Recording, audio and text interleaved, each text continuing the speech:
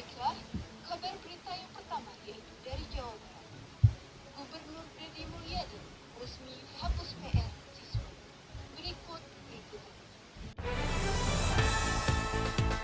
Selama ini PR-PR yang dibawa ke rumah itu dikerjakan oleh orang tuanya, jadi tidak efektif buat PR.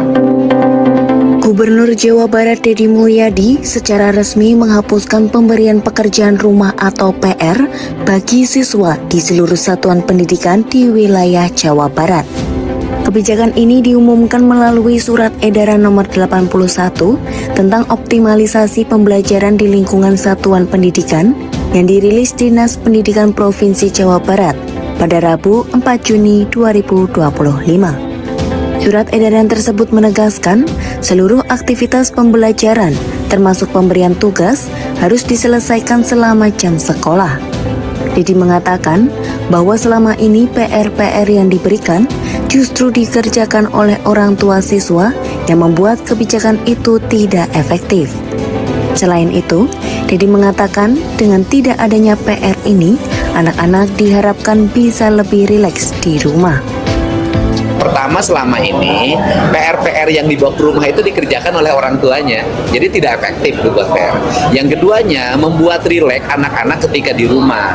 Nah, ini kan rangkaian bagaimana menumbuhkan anak-anak di Jawa Barat agar tidak mengalami depresi dalam proses belajar mengajar dan tidak mengalami depresi ketika di rumah.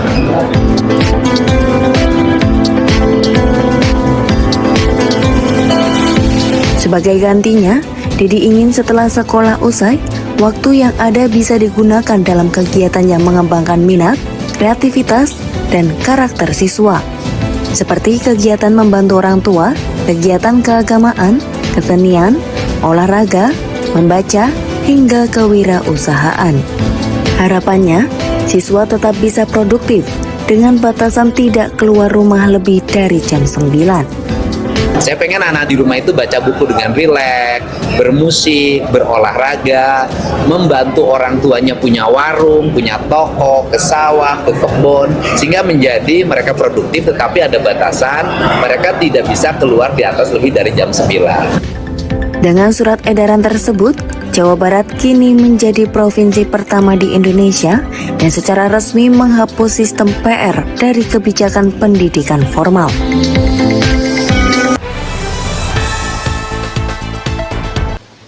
Kabar berita selanjutnya yaitu dari luar negeri.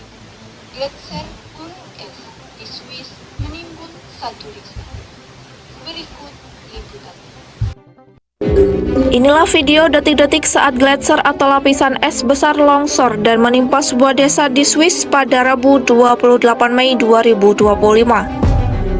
Tampak gumpalan asap disertai bongkahan es dari gletser Birs runtuh dan meluncur ke desa dekat Blatten, Lembah Letsental Selatan, Swiss.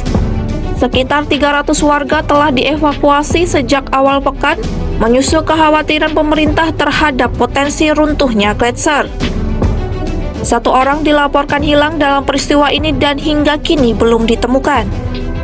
Rekaman drone menunjukkan bagian besar gletser runtuh pada pukul 15.30 waktu setempat. Suara longsoran terdengar seperti gemuruh dengan awan debu menyelimuti seluruh wilayah sekitar. Juru bicara pemerintah setempat Matthias Ebener menyatakan bahwa sejumlah besar material menyapu lembah dan menghancurkan banyak rumah warga.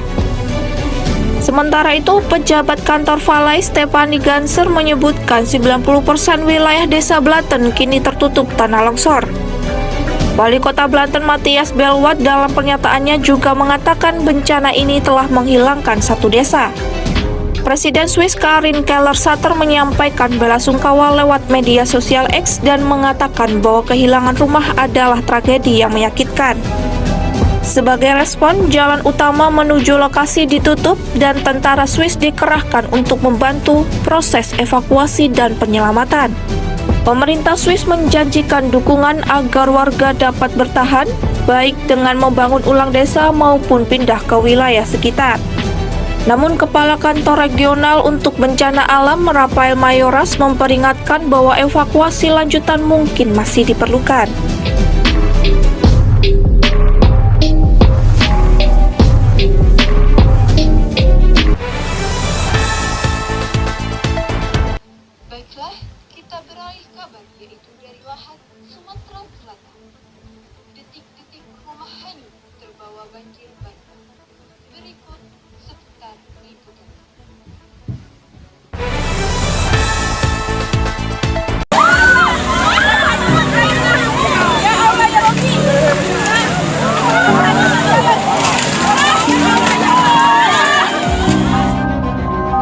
Banjir bandang yang terjadi di Lahat, Sumatera Selatan pada Kamis 9 Maret 2023 menghanyutkan rumah seorang warga desa Lubuk Sepang, Kecamatan Pulau Pinang.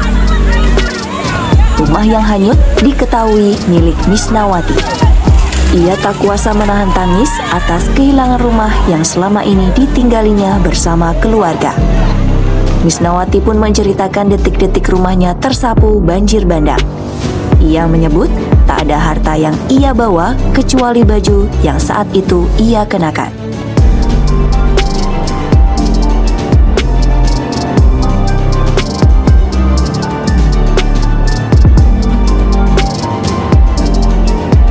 Apa yang menimpa Misnawati dialami juga oleh Eko, warga desa Sadan, Kecamatan Jarai.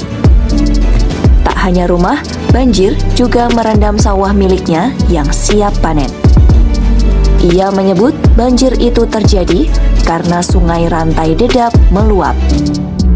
Kepala Badan Penanggulangan Bencana Daerah BPBD Lahat, Ali Afandi mengungkapkan sebanyak 3 wilayah yang terdampak banjir tersebut, yakni Desa Pelajaran, Nanti Giri di Kecamatan Jarai, dan Desa Lubuk Sepang di Kecamatan Pulau Pinang.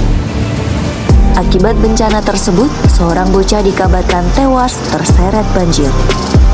Jenazahnya telah ditemukan petugas Basarnas. Sementara 3.000 jiwa menjadi korban terdampak banjir tersebut.